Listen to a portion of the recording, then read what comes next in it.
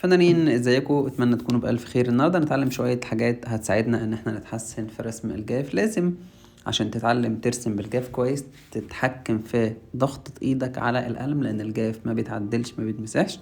وطبعا بتتحكم في عدد الطبقات اللي انت بتضيفها فوق بعض في كل جزء عشان توصل للدرجة اللي انت محتاجها. فاحنا هنا ضفنا طبقة واحدة، في الجزء التاني ضفنا طبقتين فوق بعض، فطبيعي الدرجة بقت أغمق. هنا هنضيف 3 طبقات فوق بعض فهيديني درجة أغمق. فاحنا بنبدأ دايما بالدرجات فاتحة وبعدين نبدأ نغمق لحد ما نوصل للدرجة اللي احنا محتاجينها.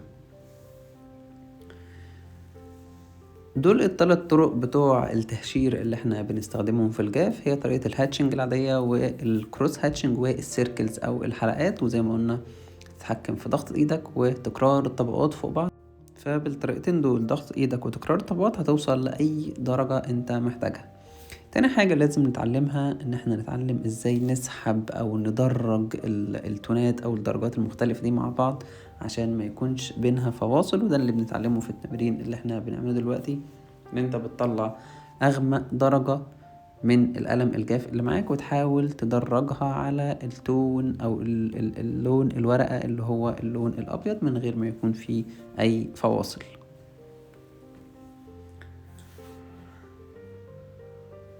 هنكرر التمرين ده مرة تانية بطريقة السيركلز او الحلقات.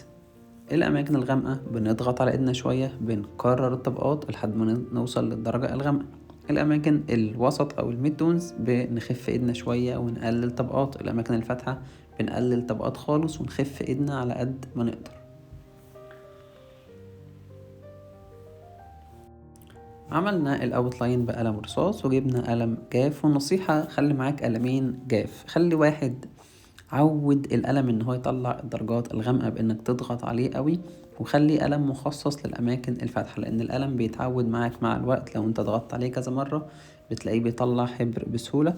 فالقلم اللي في ايدي ده بستخدمه في الاماكن الغامقة عشان يديني الدرجات اللي انا محتاجها. غمقنا نن العين والجزء اللي فوق من البؤبؤة كالعادة زي ما كنا بنرسم في الرصاص، وخلينا فيه جزء فاتح ده اللي هنعمل فيه الإضاءة بتاعة العين.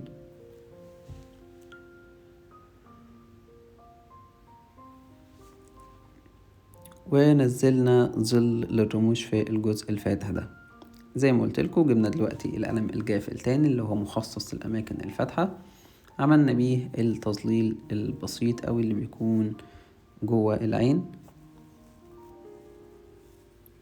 حددنا برضو المدمع وخلينا إضاءة صغيرة خالص في مدمع العين. نحدد الجفن اللي فوق بسن القلم ونحاول نغمقه وندرجه على الإضاءات اللي عندنا زي ما اتعلمنا في التمارين اللي خدناها في أول الفيديو.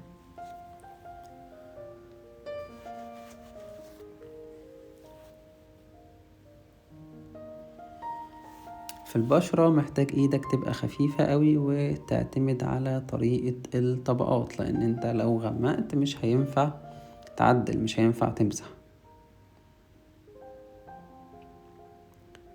الرموش برضو عايزينها تبقى غامقة، فجبنا القلم اللي احنا بنضغط عليه بقوة كبيرة عشان نخلي الرموش اغمق من البشرة بكتير عشان تبقى ظاهرة بشكل كويس.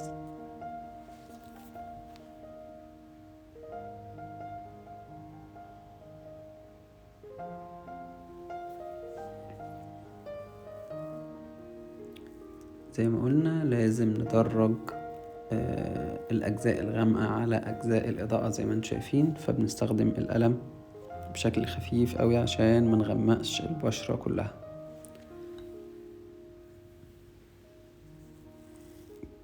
الحواجب طبعا بنفس درجة الرموش، جبنا القلم الغامق. ولازم في الحواجب تركز في اتجاهات الشعر، اتجاه الشعر أهم حاجة عشان الحاجب يطلع بشكل كويس. دايما نخلي الشعر لناحية البشرة سواء فوق أو تحت يبقى خفيف جدا.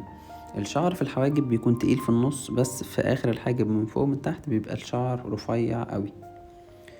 برضو جبنا قلم خفيف وظللنا البشرة اللي تحت العين أو اللي موجودة في الجفن السفلي، وبعدها هنعمل الرموش بالقلم الغامق.